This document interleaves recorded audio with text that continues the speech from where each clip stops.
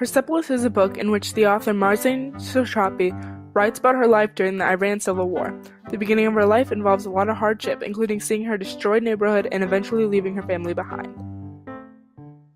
In the book, Margie says, "When I finally understand the reasons for the revolution, I made my decision. Tomorrow we are going to demonstrate." Margie is very ambitious about demonstrating her rights, but it clouds her judgment when they realize it was one of the deadliest days in history.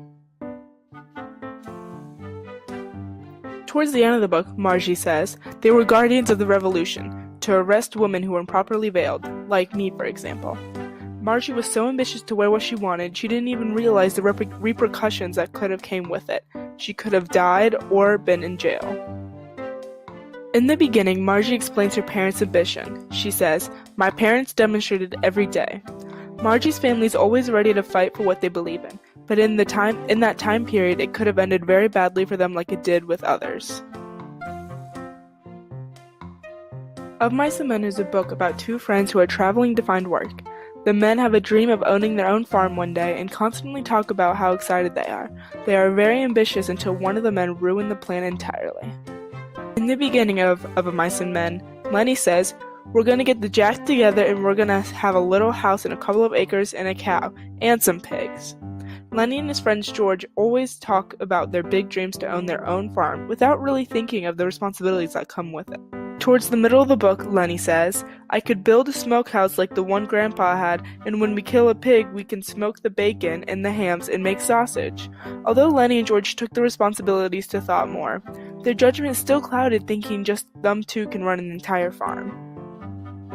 In the end of the book, the death of Lenny is described. The voices came close now. George had raised his gun and listened to the voices. Lenny begged, "Let's do it now, let's get that place now." In the end, George realized he can't take Lenny anymore and he can't get the farm. Although his dreams are crushed, at least now his judgment is clear. Ever since Donald Trump enrolled in the race for president, he has been campaigning his infamous wall. The wall will cover the Mexican border and it is supposed to keep illegal immigrants out of the country. His ambition clouded the fact that it could damage the environment around the area. National Geographic says, "Fencing also traps wildlife from escaping fires, floods, or heat waves." The president's clouded judgment did not think about the animals who couldn't get out of a life-or-death situation if needed.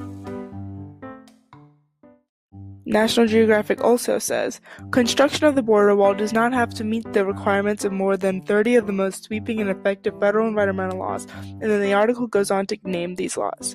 Although the president doesn't have to meet these laws, the laws were put there to protect the animals and the environment, and he is strictly going against the laws that are there for a reason.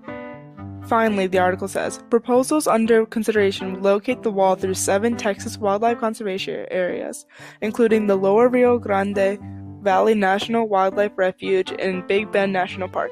If this wall is built, Trump's ambition will be the sole reason why these conservations are ruined." In the Grimm Brothers' Cinderella, it says, "She could not get her big toe into it, for the shoe was too small for her. Then her mother gave her a knife and said, 'Cut off your toe. When you are queen, you will no longer have to go on foot.' The sister's ambition for the prince caused her to cut her own toe off." Grimm Brothers' Cinderella, it also says, "The girl cut a piece off her heel, forced her foot into the shoe, swallowed the pain, and went out to the prince. The other sister's ambition for the prince caused her to cut off her heel, thus damaging herself for the prince." Finally, in the Grimm Brothers' Cinderella, it also says, "When the wedding with the prince was to be held, the 2 false sisters came, wanting to gain favor with Cinderella and share her good fortune. In the end, the sisters realized their clouded judgment and asked Cinderella for forgiveness."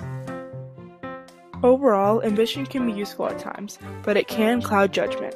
The authors of these texts wanted to let their readers know that their characters had a lot of ambition and it wasn't as useful as one may think. This ambition put most of them in a bad situation that they could not get out of.